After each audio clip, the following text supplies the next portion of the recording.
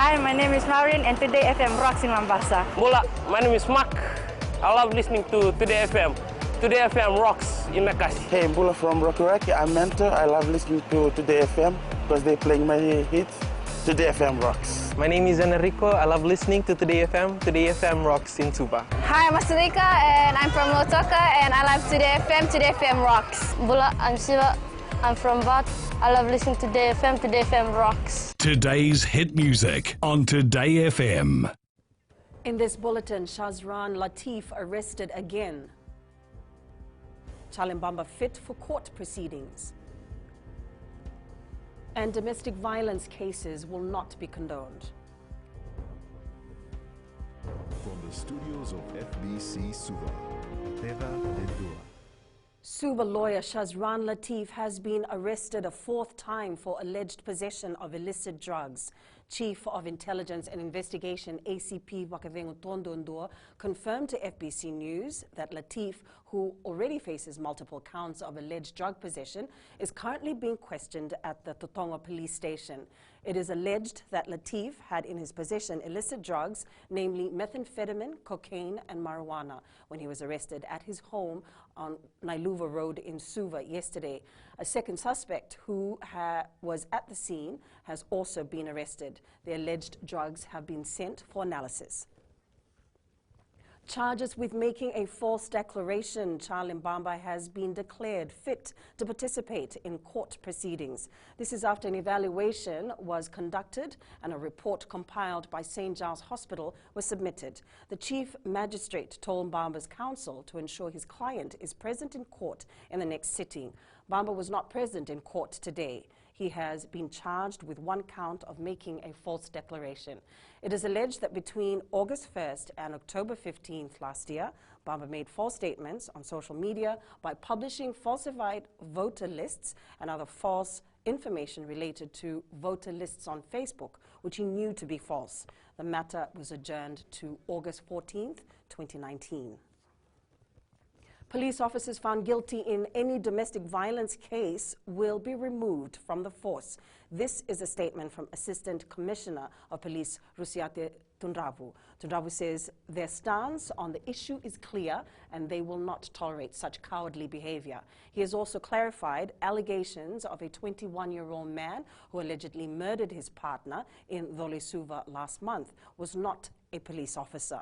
Tundravu says officers need to set standards and domestic violence cases involving officers will not be condoned.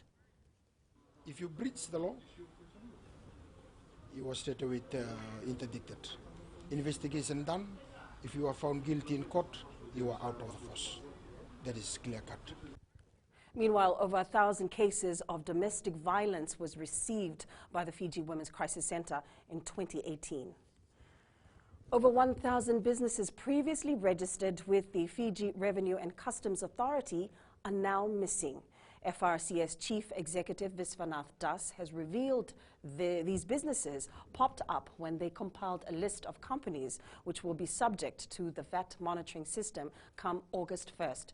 Das says these companies never updated their details with the FRCS over the years, despite there being a legal requirement for all businesses to do so. 20% of the businesses are actually ceased operations or no longer traceable, or there's no contact points for them. So effectively it means that tax office data record has not been updated.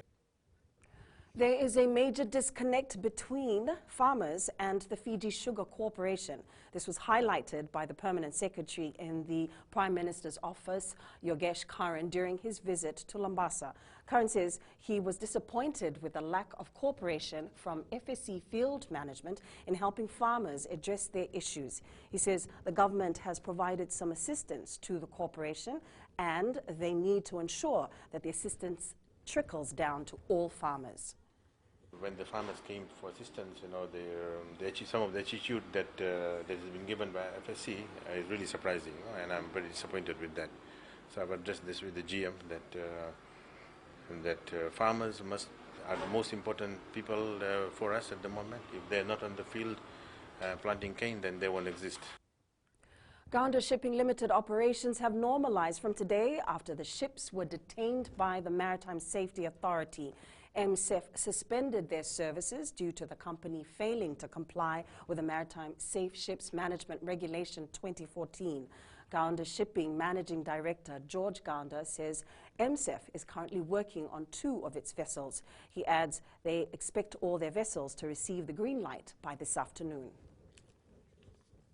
In an effort to tackle the rising issue of drugs in Fiji, police today began a 2-week training on narcotics law enforcement. Deputy Police Commissioner Rusiati Tundravu says the training will incorporate work from the officers on the front line together with investigation and prosecution. Tundravu says the police forensics department will also be part of the training, adding that this will greatly assist in the fight against drugs. The golden opportunity that many of our officers have been trained is very timely, and it's in line with our effort for the drug dealers to know that as they build up, as they try to make their own empire, we need also to have our police officers trained so that we can counter them, so for them to know that Fiji is safe for all of us. The percentage of women in senior positions in the public circle has seen a major boost. The Ministry for Women, Children and Poverty Alleviation reveals that 54% of civil servants are women, and 29% of these women are in managerial positions. Minister responsible, Miraseni Vuniwanga, says her ministry is at the forefront of empowering women through gender equality. Our ministerial programs continue to promote women's economic empowerment by supporting women-led income-generating projects and aims to eliminate violence against women and girls. The political will of government is reflected in our international obligations, like the Conventions on the Elimination of All Forms of Discrimination Against Women. 19 chiefs from Nandronga Nabosa provinces have pledged to support the current seasonal ban on Kawakawa and Ndonu.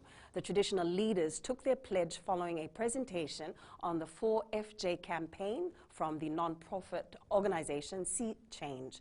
The presentation was given at the Yaumbula Day celebrations in the Singatoka village.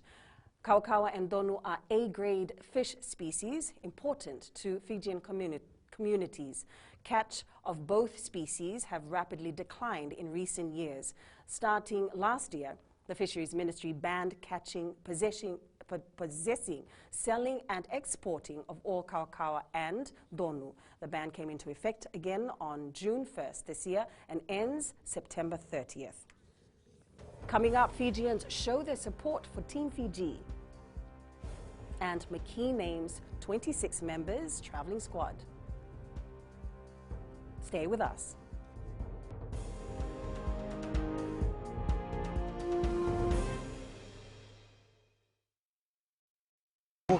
Ako Tavua.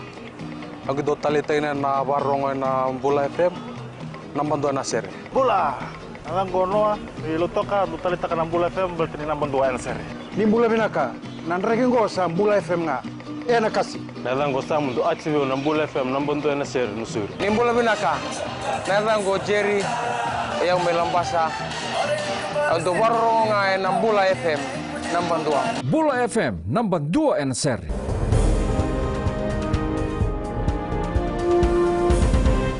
A lot of Fijians have been coming out in numbers to support Team Fiji at the Pacific Games in Samoa. Many have been living in Samoa for quite some time due to work commitments.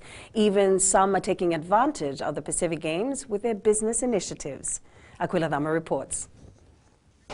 2 days at the Pacific Games one cannot miss, especially if you are from Fiji. This food stall, which belongs to Philomena Mbari Radule from Tavua Levu village in Tavua. For the beginning of the game, because of bad weather, there was none at all, I tell you.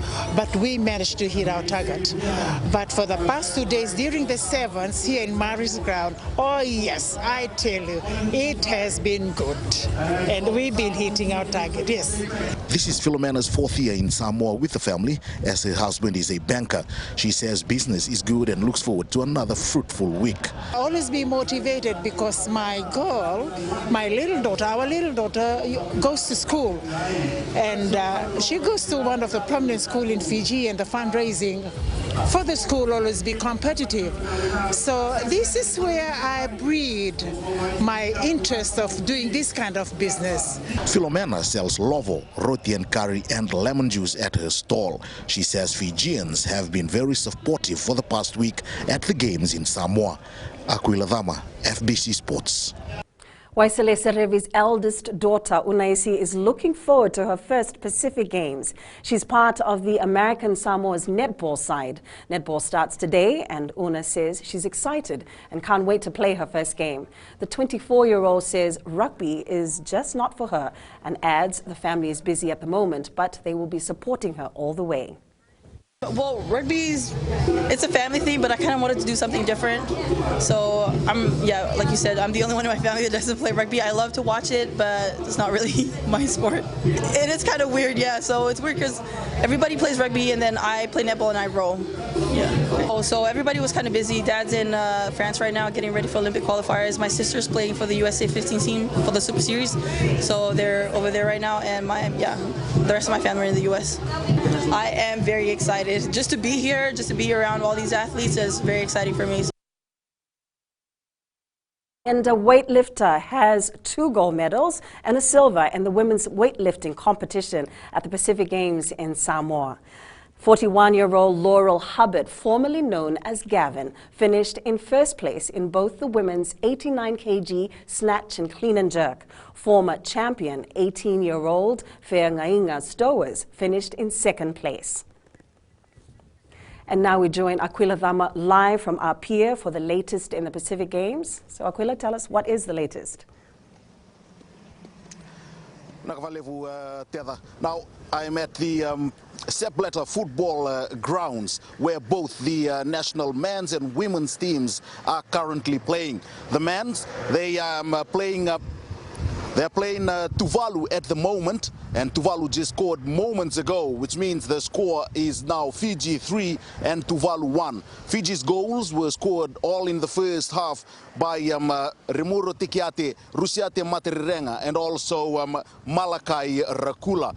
But for the women's team, they are currently leading New Caledonia at the moment, 1-0, thanks to a first half goal by Luisa Tamani. Now, both teams lost their last pool matches against Samoa and New Caledonia respectively, and they're trying to get back to winning ways today at Tether. And also the Touch Rugby men's side, they won both their matches this morning. They defeated Tokelau 13-1 in their first match before beating Cook Islands in a very tight encounter by 6 points to 5.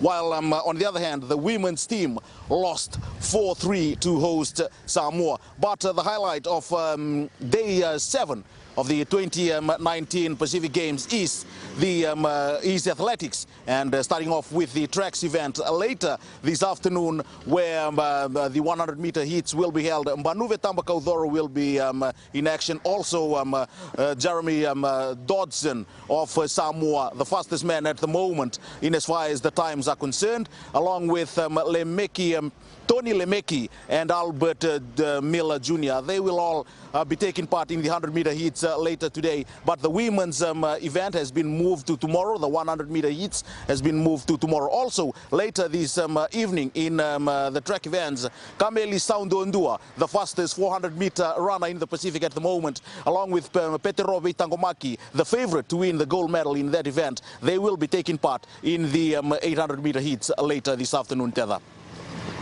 Thank you very much, Aquila, and we look forward to more updates on how Team Fiji is doing this evening from you on the 7 p.m. news.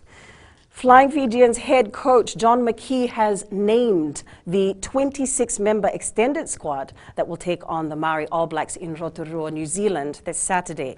He has included Luke Tangi, Joeli Vitayaki, Ratu Vermaloa Vungakoto, Johnny Dyer, Moses Evoka, Frank Lamani and Serupepeli Vularika in the squad.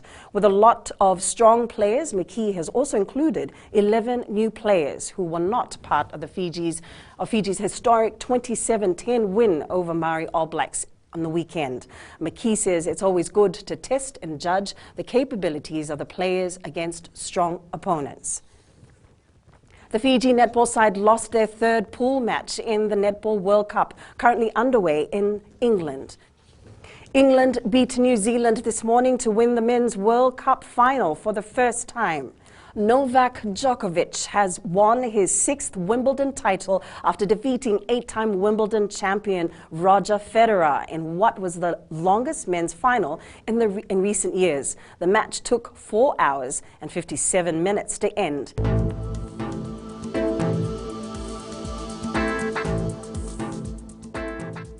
Expect fine weather to continue this afternoon with a chance of isolated showers. Tonight will be cool and tomorrow generally fine with a chance of scattered showers. And that was your FBC News Now. Remember to join us at 7 p.m. for our major bulletin. For these stories and others, you can also tune in daily to our sister radio station, Gold FM. And have a great Monday.